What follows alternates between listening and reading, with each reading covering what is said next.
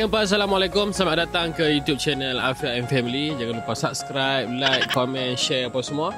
Konten kali ni saya nak bagi tahu pendahuluan lah motor ayah saya, iaitu Tok Wan. Arwah Tok Wan kepada Afiq. Dia tak sempat tengok Tok Wan dia. Inilah disuruh dalam ni Sat.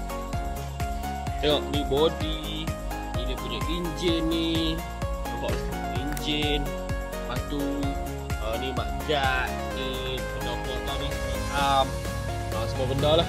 Body dia apa semua. Kita akan buat full restoration.